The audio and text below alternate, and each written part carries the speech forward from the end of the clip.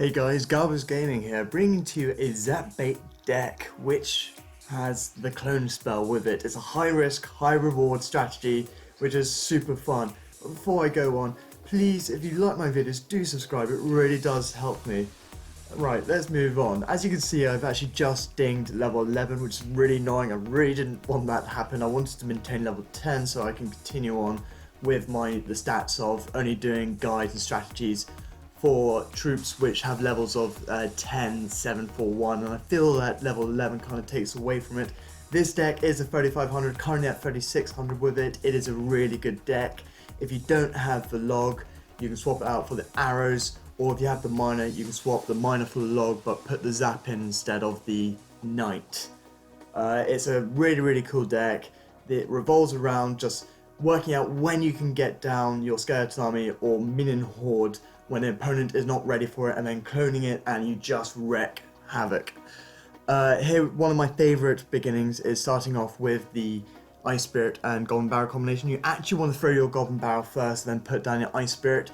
If you're getting countered by Zap and Log, you can mess around with the positioning of your Golden Barrel right there. It's quite a pro move, and it really keeps your opponents on their tippy toes.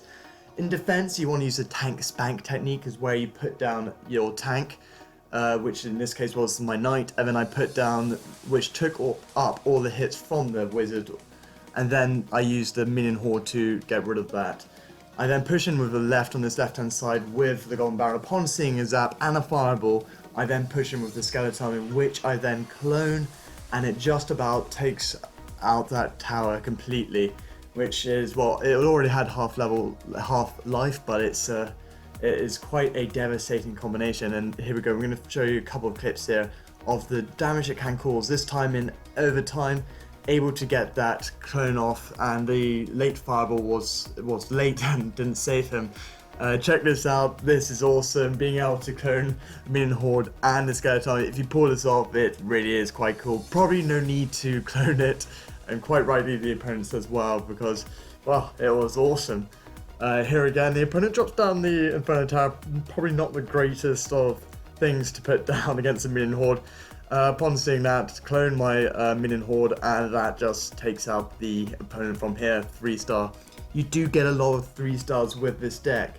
However, don't be disheartened when you come up against people who have ridiculous decks which counter you. I came up against someone who had, well, let's go down here and check it out. There it is.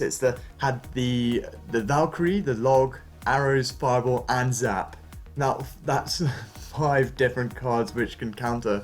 I say if your opponent has 4, it's 4 like cards like those, you're gonna probably lose most likely, unless they play badly. If they have 3, it's probably still in the favor.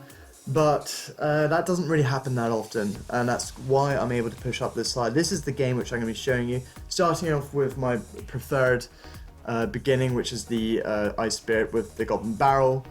Again, you want to chuck out your Golden Barrel first, and then put down your Ice Spirit to allow maximum time for your goblins to, maximum amount of time of your goblins on that tower.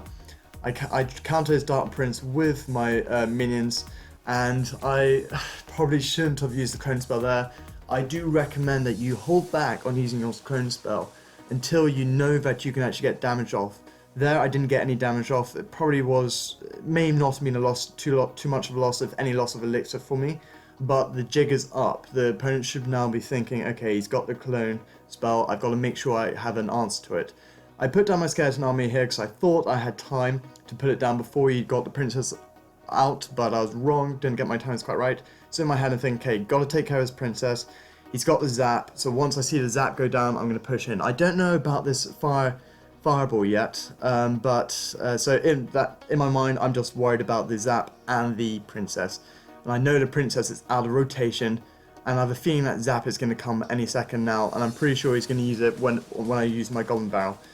But I put down my minions and my skeleton army to take care of this prince, whereby the opponent shows his zap, and I'm thinking, okay, right, this is a perfect opportunity. I'm just going to drop down my knight, and then he puts down his princess, which is gold, because it allows my prince, oh, I keep saying prince, it allows my knight to do something before taking damage of the tower, so it actually gives them a dual purpose rather than just being a tank, and that allows me to take out that tower.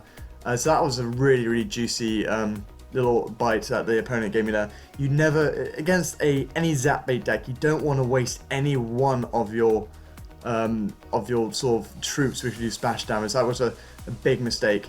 I try and split my skeleton army at the back unsuccessfully, but to my advantage because the Dark Prince starts charging down the other side. I use my Minion Horde to try and take care of that. Bit of lag there, don't know what went on there. I take out the princess on the top with my barrack with my log, and with this push out, I have a feeling this is quite a strong push out, and I'm able to get down the skeleton army, minions, the counter-attacking minions, put down the goblin barrack, and then I clone all that, and that is the game. And that's probably one of the better ones I played against. Like I said before, it's not rare. It's not unrare that happens. Does that make sense? Let me try again. Getting 3 stars is quite common with this deck. If you're patient, work out when the opponent has their counters available to them and when they don't.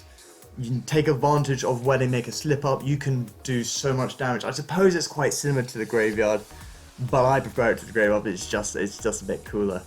And you get so many troops down. It's absolutely wicked. But again, guys, if you enjoyed this content, please please subscribe. It really does help. And well, I'm looking forward to this update coming tomorrow. Well, not the update, the balance changes tomorrow. That's gonna be cool. Gonna try out the Elite Barbarians again. Hopefully this time they're gonna be a lot better than last time. Hopefully I can get some sort of deck out with them. And I will see you all next time. Have a good day, have a good weekend. Galba's out.